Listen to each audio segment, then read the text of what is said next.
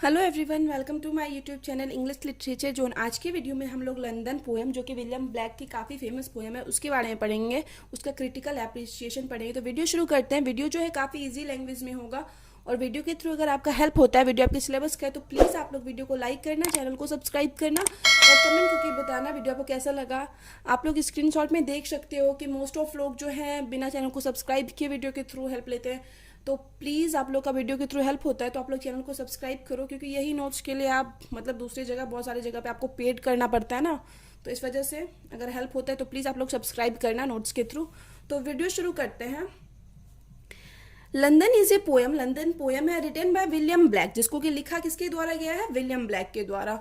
Who was known as, जो कि जाने जाते हैं एज एन इंग्लिश पोएट के रूप में, पेंटर के रूप में, एंड प्रिंट मेकर के रूप में of the early romantic era. मतलब रोमांटिक एरा से बिलोंग करते हैं। रोमांटिक एरा के और दो चार फेमस हम पोएट बताए हुए हैं, विलियम वर्ड्सवर्थ, एस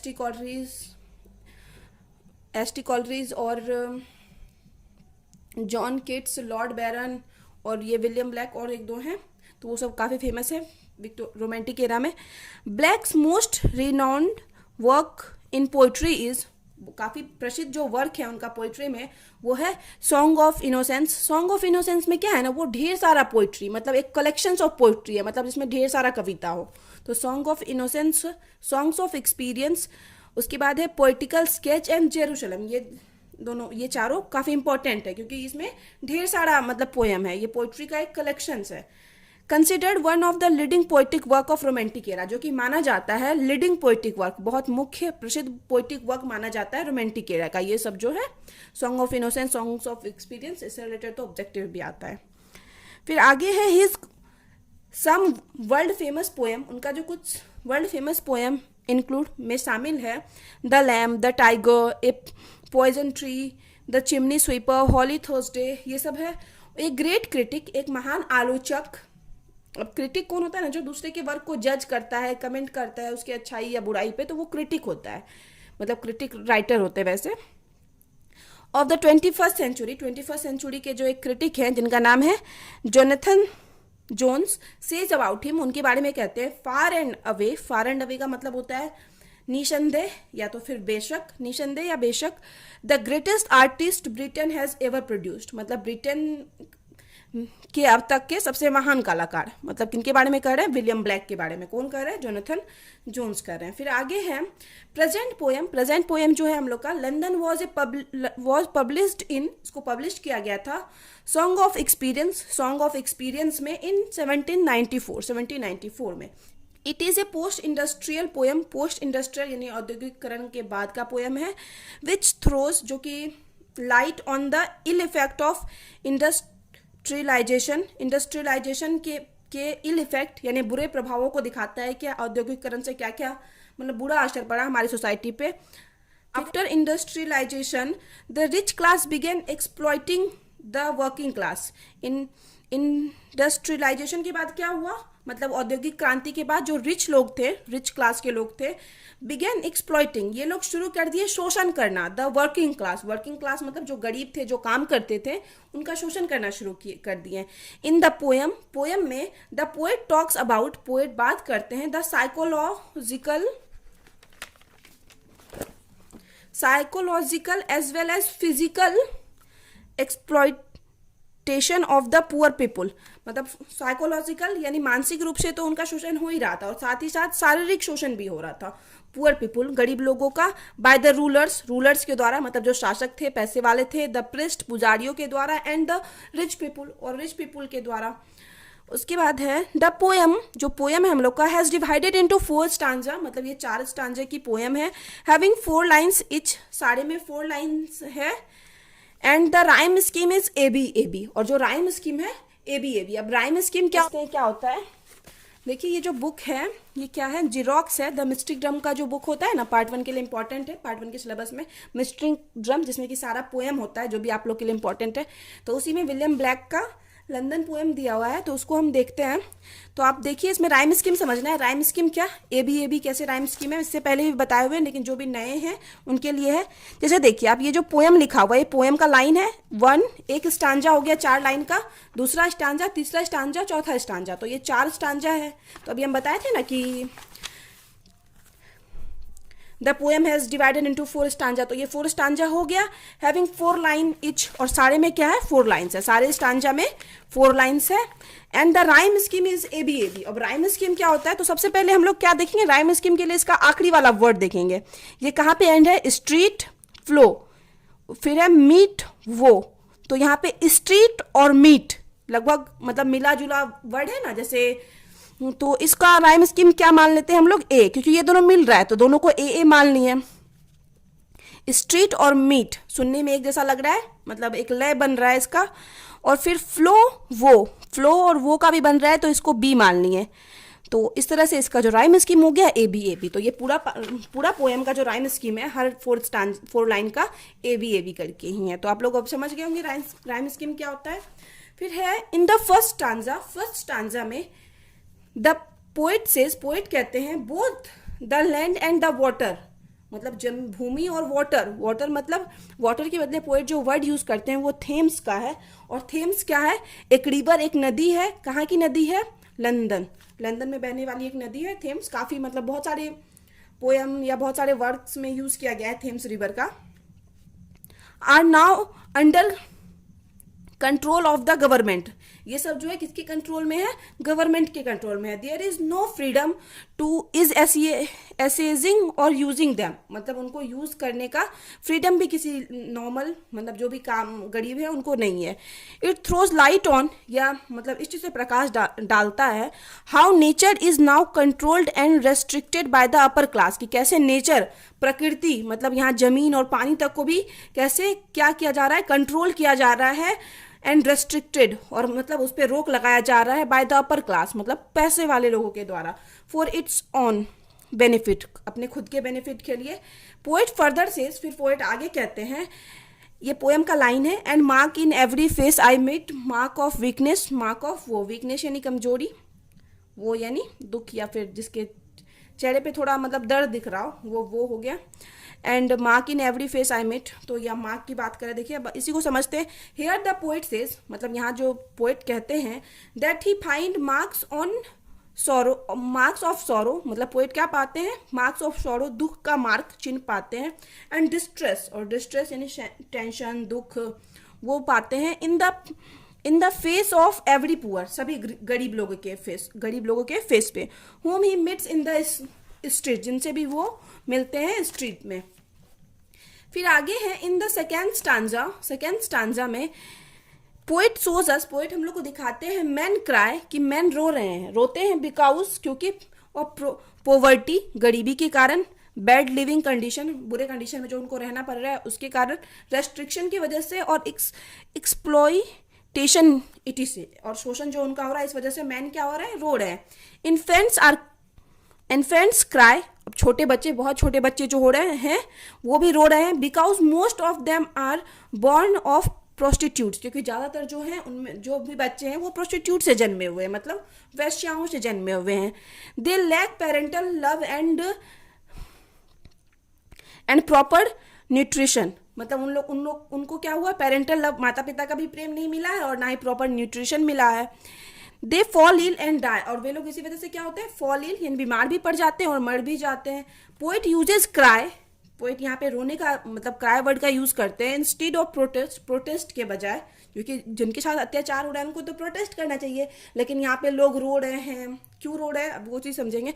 बिकॉज, क्योंकि द पुअर, जो गरीब होते हैं, द इन्फेंट, और जो छोटे बच्चे हैं, and all the under privileged, और जो भी मतलब कम धनी है, मतलब लो ग्रेड के लोग हैं, लैक एजुकेशन, उनके पास क्या होता है, एजुकेशन कम होता है, and can not protest against the system, और इस वजह से वो सिस्टम के अगेंस्ट प्रोटेस्ट नहीं कर पाते। इस वजह से कहा गया है कि एजुकेटेड होना काफ़ी इंपॉर्टेंट है, क्योंकि एजुकेशन के साथ साथ क्या आता है, सही गलत समझने का, हम लोग को समझ में आता है कि हमको ये पावर है या फिर ये सही है ये गलत है। और नो डाउट्स अनएजुकेटेड लोगों के साथ बहुत ज़्यादा बुरा होता है, मतलब पोएम के थ्रू भी दिखाया गया है कि वो लोग समझ नहीं पाते, सिचुएशन से डील नहीं कर पाते हैं। तो इस वजह से एजुकेशन काफ़ी इंपॉर्टेंट है।